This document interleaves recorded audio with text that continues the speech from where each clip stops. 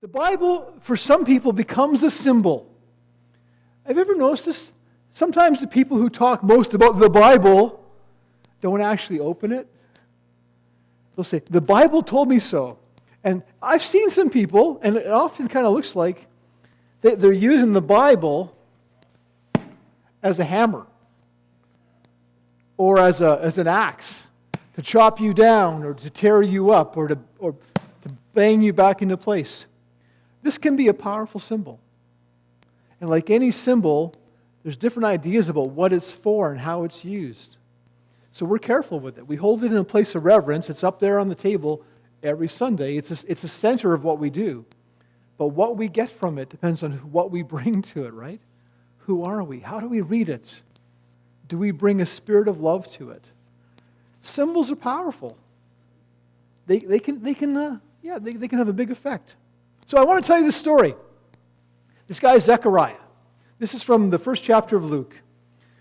Zechariah was a good guy, like Jeff. He was a good guy, or mostly. Yeah. And this guy Zechariah, he came from one of the tribes of Israel. It was the tribe of Levi. He was descended from Aaron, who was Moses' brother. And, the 12 tribes of Israel. If you can't remember the names of the tribes, go home and watch Joseph, the Amazing Technicolor Dreamcoat. That gets it all for you. They're all in there. So the Levi tribe, descended from Levi, descended from Aaron, they were the priests of Israel. So they were born to be priests, whether or not they really grew up like priests or holy guys. All the male members of the Levi tribe were ministers. And they all had duties to the temple. But there were lots of them. And to serve in the temple, to be before all the people, and to get up and say prayers, and light candles and light incense was a tremendous privilege. But there were so many of these Levite priests that if you were lucky, if you got one turn in your whole life to stand before the people of God and say the prayers and light the incense, that was like the moment. Wow, I finally get up here. And there's this guy, Zechariah, who, by all accounts, was a good guy. He had his secret sorrow. He had his sadness. Life wasn't going quite the way he wished it would. Like for lots of people, you do the best you can, even though things aren't always how you might want them to be. Zechariah and Elizabeth tried to be faithful people. So Zechariah finally gets his turn. He's called up to the big league. He's called up to the temple in Jerusalem, and he's going to do his thing. He's going to say the prayers. He's going to light the incense, and all the people of God are going to go, wow, that's Zechariah. No matter what we thought about him before, he's one of the good guys. He can do it. It's finally his turn. He gets up there, and he's getting everything all ready. He's got to prepare the incense and look at the prayers again, make sure he knows what he's doing. And he's just about to start. And what happens? The angel shows up. Zechariah. And he's like, what? Wait, no, I don't have time for this right now. I got my church stuff to do. Never mind bringing God into it. I got to do my churchy stuff. And Zechariah doesn't want to hear it. I got some stuff to do. And the angel says, don't be afraid. It's going to be okay. I came here to talk to you for God. God knows you. God knows your wife. And you know what's going to happen?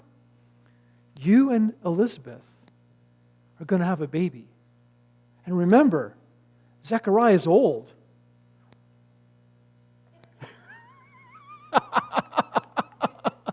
And Elizabeth, she's old too. So this is outside of what he might be expecting. Not only are you going to have a baby, but this one, when he grows up, he's going to be a boy. This is even before testing. There was no ultrasound. The angel just says that it's going to be a boy. And you're going to call him John, and John is going to be a big deal. John is going to be a really holy person. He's going to be a person of faith. He's going to be a teacher and preacher of God. And when people hear him talk, they're going to change their ways. They're going to follow the way of God. And we're sending John to get the people ready for someone even bigger. And Zechariah's like, what? That can't be. Look at me. I'm old. I'm shriveled. I'm almost done. And Elizabeth, let's not even go there. And the angel says, you don't believe me. Because you don't believe me, I'm going to render you speechless. So now he can't talk. So he's like this in front of the people of God. His big moment to go up to the altar, to light the incense, to say the prayers, asking for blessing and making a sacrifice to get God's attention, and he can't say a word. What would that be like? That'd be like life. You think you know what's going on. You think you're headed a certain way, and God gets in there and says, no, no, that's not what we're doing. You thought you were going that way. Life's going to go this way. So Zechariah completes his duty at the temple. The story says he used sign language. I guess he had to learn sign language pretty quick. He had to use symbols to communicate to people because they wouldn't understand because he couldn't talk. Then he's got to go home to Elizabeth and explain it to her. But he can't talk. Well, she found out pretty quickly that she was pregnant, and she was happy about it. And then what happens after that, that's a whole other story, which I'm not going to tell today, but it's in the Bible.